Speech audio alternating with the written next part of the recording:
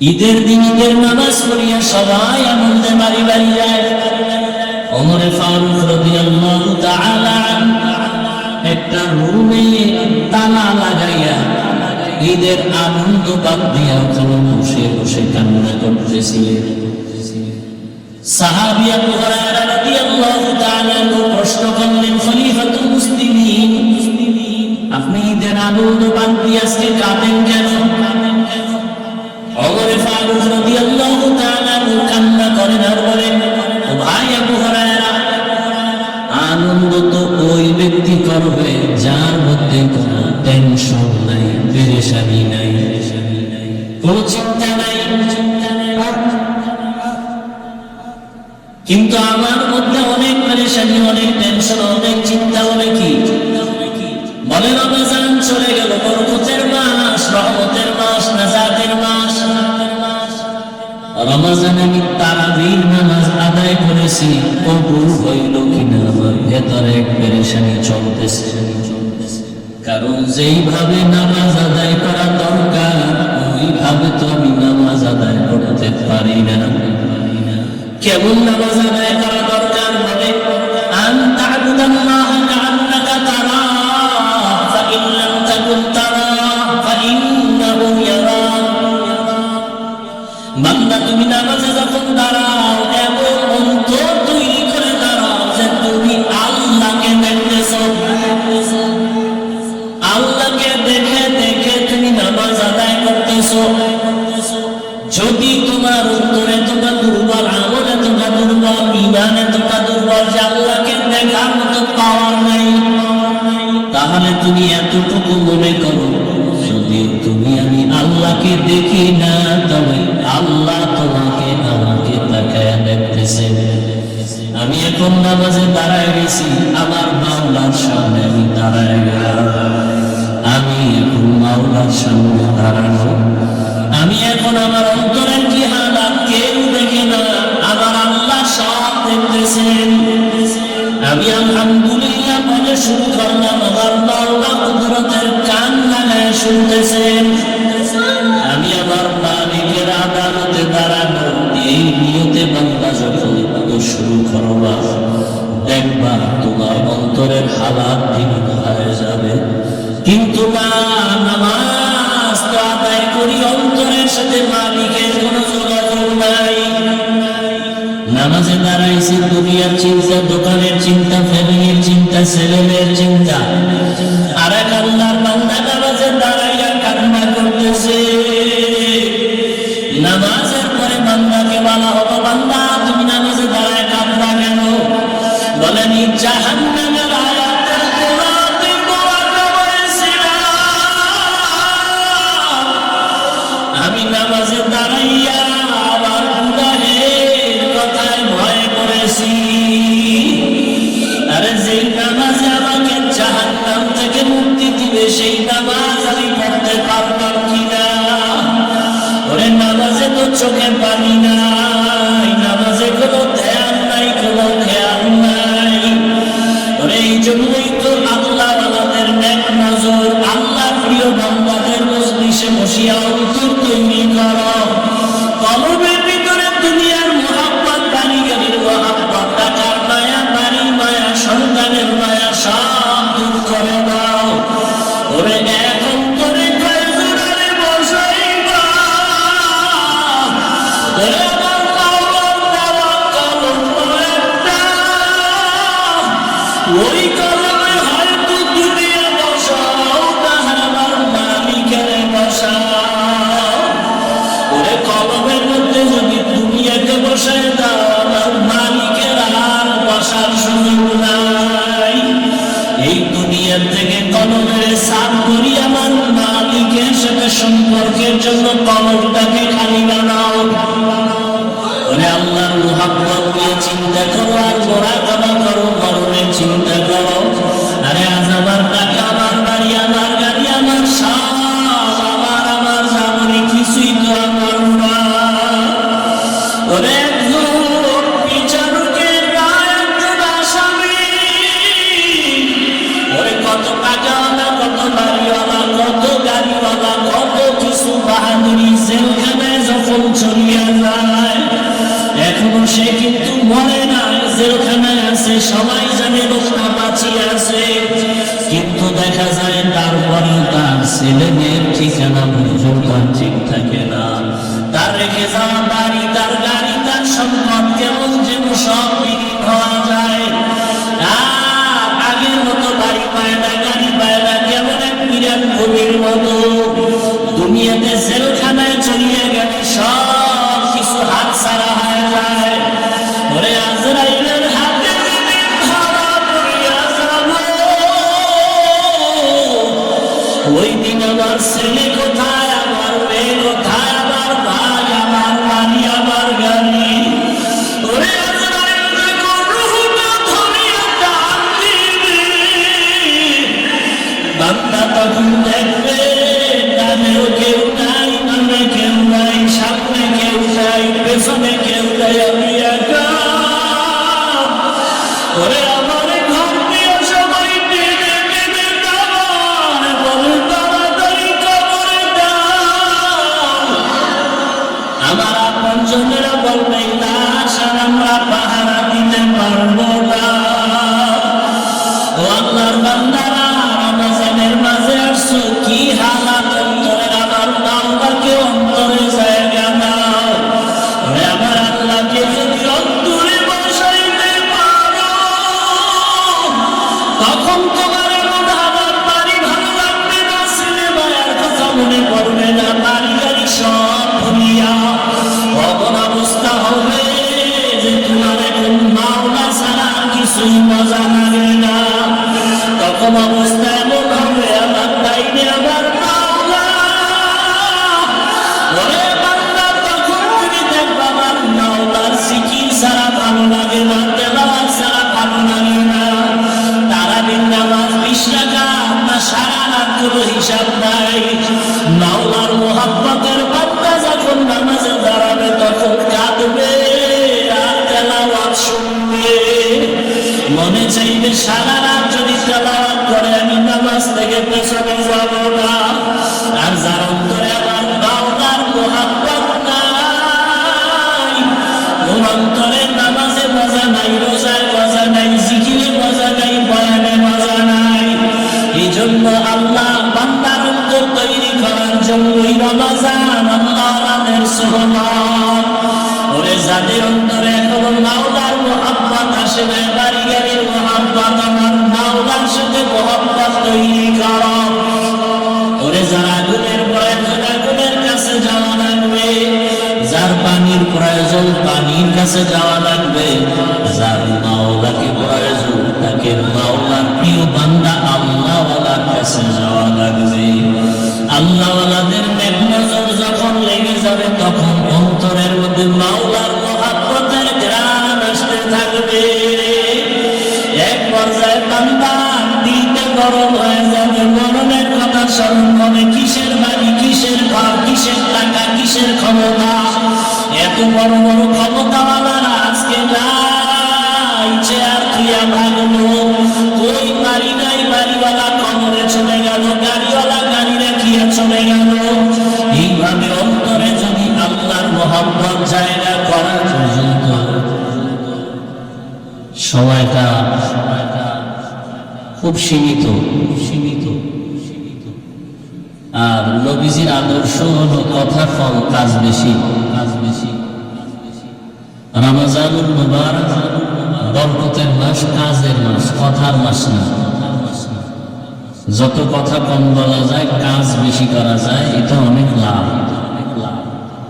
কারণ নবীজি বলছেন রজব আমার মাস, রজব আল্লাহর মাস, শাবান আমার মাস, রমজান আবার উম্মতের মাস। নবীজি রজব আসলে দোয়া করতেন, আল্লাহুম্মা বারিক লানা ফি রজব ওয়া শাবান ওয়া বাল্লিগনা রমজান। আয় আল্লাহ, রজবের বরকত আমাকে দান করেন, শাবানে আমাকে বরকত দান করেন, রমজানে বরকত দান করেন বলেন নাই, বলছেন রমজান পর্যন্ত আমাকে পৌঁছাইয়া দেন। রজবে বরকত দান করেন, শাবানে বরকত দান করেন, আর রমজান পর্যন্ত পৌঁছায় দেন, বরকত দান করেন। বললেন না কেন? বলে রমজান এতটা বরকতপূর্ণ মাস, জানি এটা হাওয়ায় নিতে চাই না, কাজের দ্বারা নিতে চাই। রমজানে একটা নফল আমলের মূল্য একটা ফরজের সমান। রমজানে একটা ফরজ আমলের মূল্য 70টা ফরজের সমান। কারণ এই রমজান বড় দামি। দিনের বেলা রোজা আল্লাহ, রাতের বেলা তারাবি নবীজি, আর তেলাওয়াত আল্লাহর জন্য। এটা দোনোটা রাসূলেরও স্মরণ। কারণ মুফাসসিরিনে কেরাম বলেন আল্লাহ কোরআন দুইটা দিয়েছেন, একটা প্র্যাকটিক্যাল কোরআন আর একটা হলো থিওরিক্যাল কোরআন। প্র্যাকটিক্যাল কোরআন রাসূল নিজে, রাসূল, আর থিওরিক্যাল কোরআন যেটা ছাত্ররা পড়ে, আমরা পড়ি। এজন্য সাহাবায়ে কেরামদের এক কাফেলা আম্মা জান আয়েশা রাদিয়াল্লাহু তাআলা আনহার দরবারে গিয়ে প্রশ্ন করছিলেন, আম্মা জানকে নবীজির আদর্শের বয়ান করেন। আম্মা জান আয়েশা রাদিয়াল্লাহু আনহা প্রশ্ন করলেন পাল্টা, আফা তাকরাউনা কোরআন, আপনারা কি কোরআন তেলাওয়াত করেন না? ক্বালু বালা, সাহাবায়ে কেরাম বললেন না, কোরআন তেলাওয়াত করি। আম্মা জান জবাব দিলেন, কানা খুলুকুল কোরআন, বলে কোরআনটাই তো রাসূলের আদর্শ। অর্থাৎ কোরআন যা রাসূলের আদর্শ কি ই কালামে জিন্দা কোরআনে হাকীম হিকমতে লা ইয়াজালু কাদিম বাফা কোরআন কালামুল্লাহ বশনু কাদিম ইসতি কাদিম নসিনু। বরকতের মাস, আবার সব মাসই আল্লাহর বরকতের, কোনটা বরকত ছাড়া না। রমজানের বরকত কি আলাদা। জাহান্নামের দরজাগুলো সব বন্ধ, জান্নাতের সব দরজাগুলো খোলা। শয়তানকে আল্লাহ শিকলে আবদ্ধ করে রেখেছেন। সমস্ত কবরওয়ালাদের আযাব এই রমজানের বরকতে সব বন্ধ হয়ে থাকবে। ওই কবরওয়ালাদের আত্মাগুলো ঘুরে ঘুরে সব আপনজনের কাছে দোয়ার আবদার জানায়। এমন দোয়া করবা যে রমজানের পরে আবার যেন কবরে আযাব শুরু হয়ে না যায়। আল্লাহ যাকে মাফ করে দিবে কিয়ামত পর্যন্ত আর কবরে আযাব হবে না। আর যাদের ক্ষমা নাই, রমজানের বরকতে তাদের আযাব বন্ধ থাকলেও রমজানের পরে আবার আযাব শুরু হয়ে যাবে। সেই আযাব থেকে নাজাতের জন্য এই রমজান, রহমতের 10 দিন চলে গেল, মাগফিরাতের 10 দিন চলতেছে, এরপরে আবার নাজাতের 10 দিন, বড় বরকতের মাস। নবীজি এই জন্য বলছেন রজবের বরকত দাও, শাবানের বরকত দেন, রমজান পর্যন্ত পৌঁছায় দেন। কারণ মরণ যদি হয় রমজানের মধ্যে যেন হয়, রোজার হালাতে হয়। কারণ এই মুহূর্তে কেউ মারা গেলে কবরে আযাব নাই তো, আযাব বন্ধ। আবার যদি সেই মরণটা রোজার হালাতে হয়, আবার যদি সেই মরণটা বাইতুল্লাহর ঘরের পাশে হয়, আবার যদি সেই মরণটা মাওলার কোরআন তেলাওয়াত অবস্থায় হয়, আবার যদি সেই মরণটা কপাল করলে নামাজের অবস্থায় হয়, আবার যদি আল্লাহ কপাল ভালো রাখে মরণটা সিজদার হালাতে হয়, নোয়াখালীর জমিনে ওলিয়ে কামেল আল্লাহর একজন প্রিয় বান্দা, আমাদের দেশের মধ্যে আলেমদের মধ্যে সব থেকে উল্লেখযোগ্য একজন বড় আলেম হাবিবুল্লাহ মিসবাহ রাহমাতুল্লাহ আলাইহি তাহাজ্জুদের নামাজে দাঁড়াইছে, সিজদায় গিয়া এমন কান্না দিছে, এক সিজদায় দুনিয়া থেকে বিদায় হয়ে গেছে। মরণ তো সবার লাগে, মরণ থেকে যতই পালাও মরণ তোমায় নিবে ঘিরে,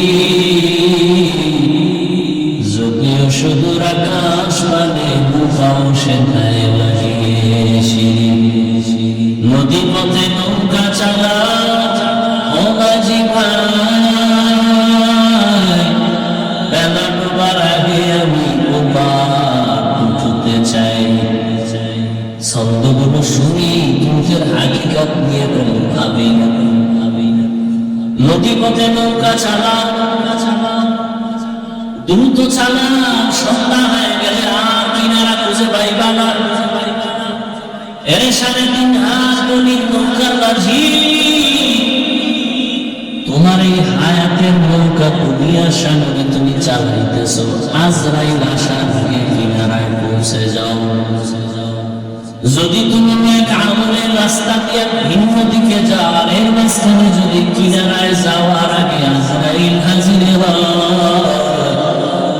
রুহটা দরিয়ার টান যখন দিবে আর কিনারায় যাওয়ার কোনো উপায় হবে না। এজন্য রহমতের নবী রমজানুল মুবারকে আমলের জন্য কোমরে গামছা বেঁধে রেডি হয়ে যাইতেন। রহমতের নবীর কোনো গুনাহ নেই। আম্মা জান আয়েশা রাদিয়াল্লাহু তাআলা আনহা বলেন, সাহাবায়ে কেরাম জিজ্ঞাসা করলেন, ইয়া রাসূলুল্লাহ,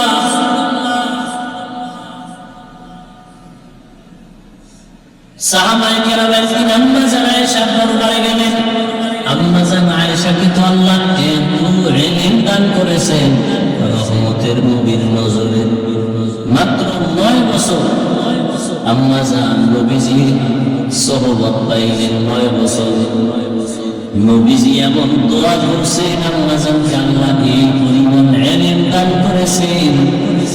আম্মা জান আয়েশা রাদিয়াল্লাহু আনহা বলে, নবীজির এই 9 বছরের দোয়া যে আমি পাইছি, 2000-এর উপরে হাদিসের হাফেজা হয়ে গেছি।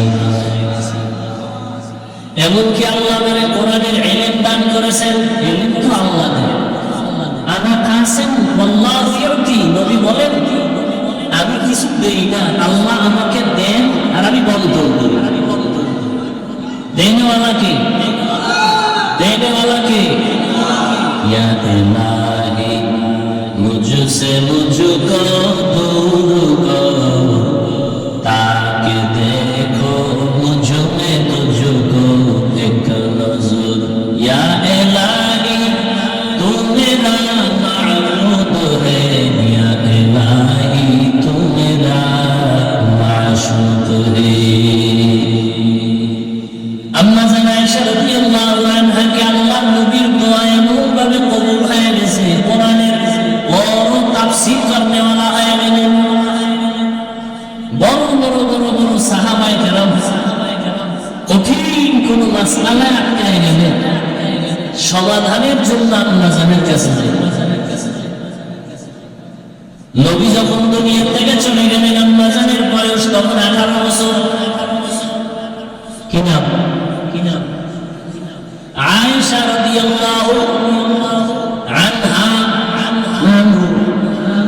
পুরুষের বেলায় আনহু, আর নারী সাহাবিয়া যারা তাদের বেলায় কি হবে?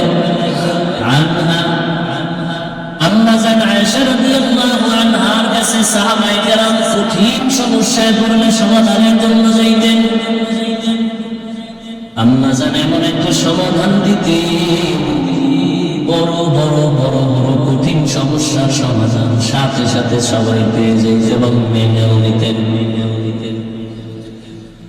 রমজানুল মুবারকে রহমতের নবী এত পরিমাণ আমল করতেন, সাহাবায়ে কেরাম একদিন জিজ্ঞাসা করলেন আম্মাজানকে, নবীজি আশ্চর্য ধরনের কোন আমল বা কোন ঘটনা আছে কিনা? রহমতের নবী জীবনের কোন আশ্চর্য ধরনের ঘটনা?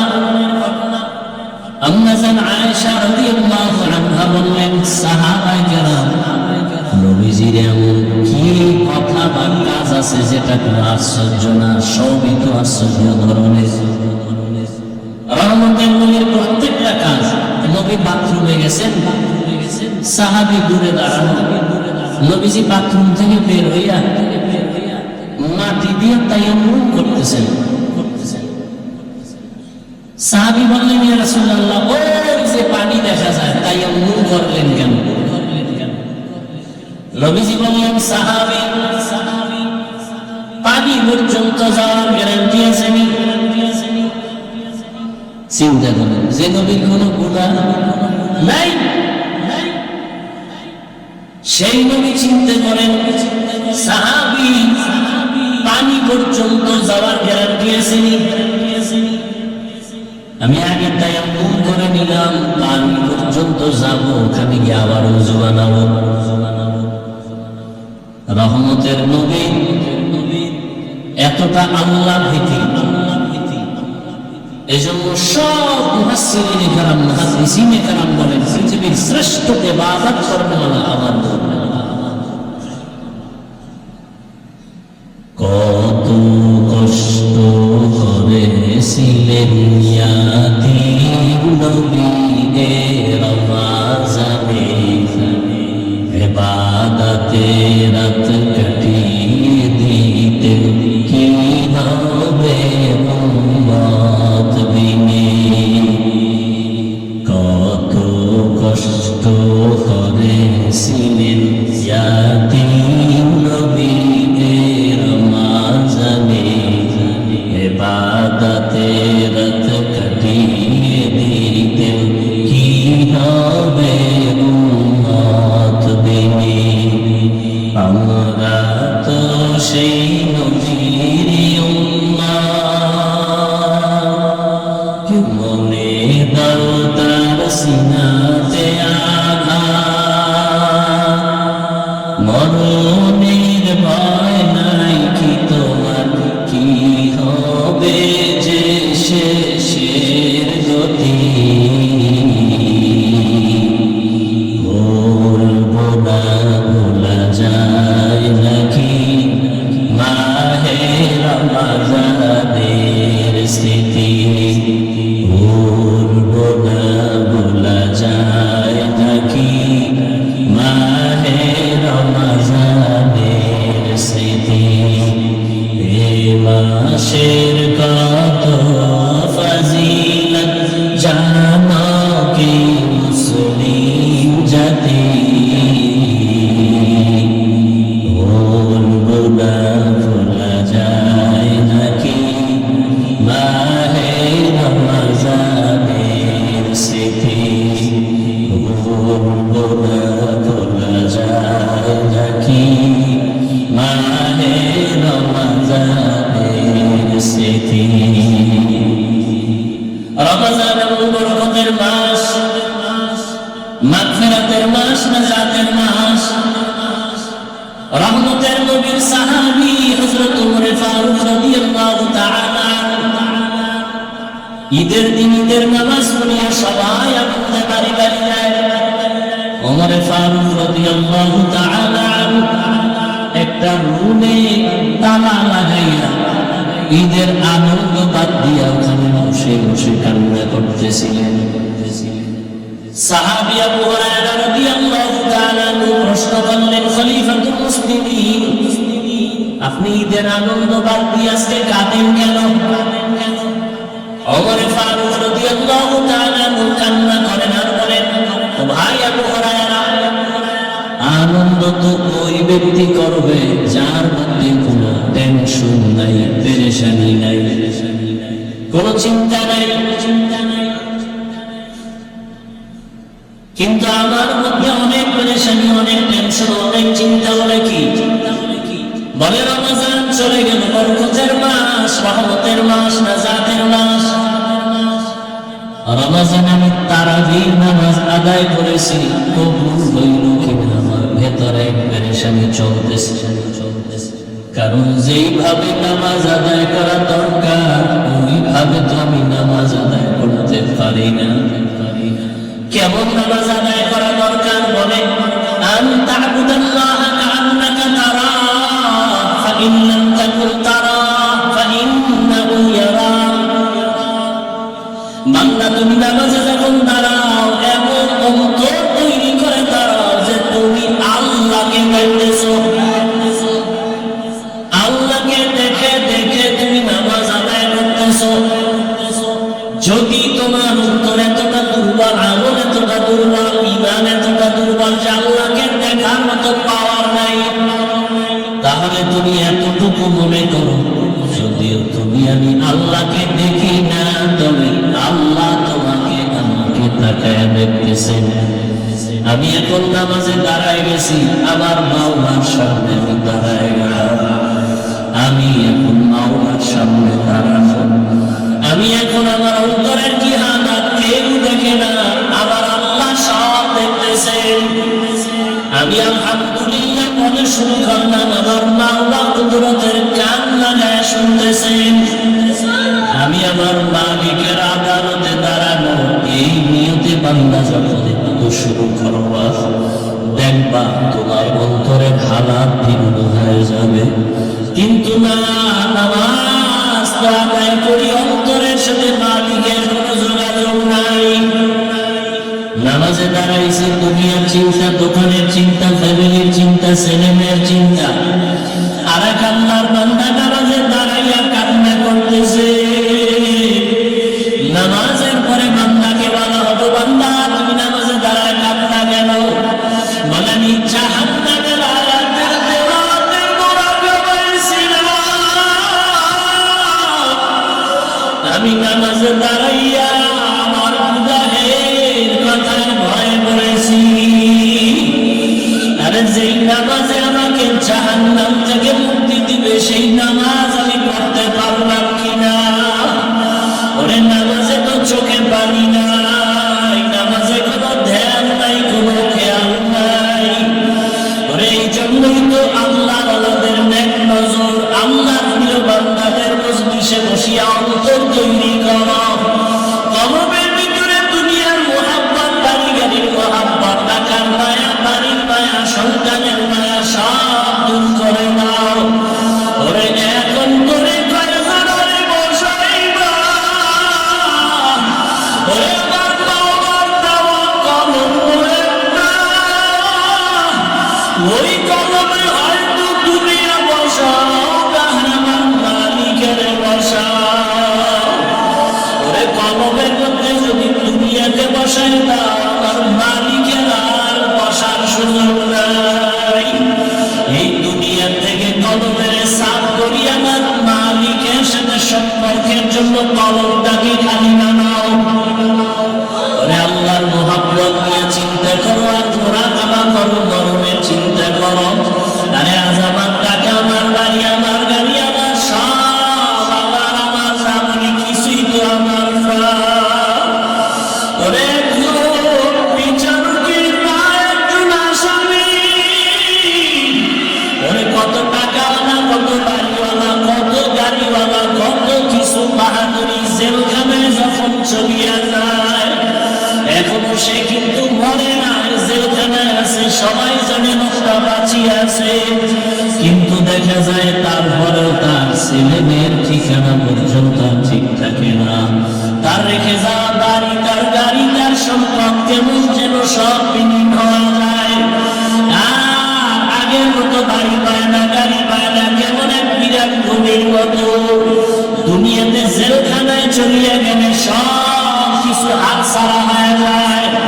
ওরে আজরাইলের হাতে যেদিন ধরা পড়িয়া যাব, ওই দিন আমার ছেলে কোথায়, আমার মেয়ে কোথায়, আমার ভাই, আমার বাড়ি, আমার গাড়ি। ওরে আজরাইল যখন রূহটা ধরিয়া কাঁদিবে, বান্দা তখন দেখবে তার ডাইনেও কেউ নাই, বামে কেউ নাই, সামনে কেউ নাই, পেছনে কেউ নাই, আমি একা। ওরে আমার ঘর দিয়ে সবাই টেনে টেনে নামায়, বলে তাড়াতাড়ি কবরে দাও। আমার আপনজনেরা বলবে লাশ আর আমরা পাহারা দিতে পারবো না। ও আল্লাহর বান্দারা, রমজানের মাঝে আসছো, কি হালাত অন্তরে, আমার মাওলাকে অন্তরে জায়গা দাও। ওরে আমার আল্লাহকে যদি অন্তরে বসাইতে পারো, তখন তোমার এমন হালাত, বাড়ি ভালো লাগবে না, ছেলে মায়ের কথা মনে পড়বে না, বাড়ি গাড়ি সব ভুলিয়া এমন অবস্থা হবে যে তোমার এখন মাওলা ছাড়া কিছুই মজা লাগে না। তখন অবস্থা এমন হবে, আমার টাইমে আমার মাওলা। ওরে বান্দা, তখন তুমি দেখবে আমার মাওলার জিকির ছাড়া ভালো লাগে না, তেলাওয়াত ছাড়া ভালো লাগে না। তারাবির নামাজ 20 রাকাত না সারা রাত কোনো হিসাব নাই। মাওলার মহব্বতের বান্দা যখন নামাজে দাঁড়াবে তখন কাঁদবে।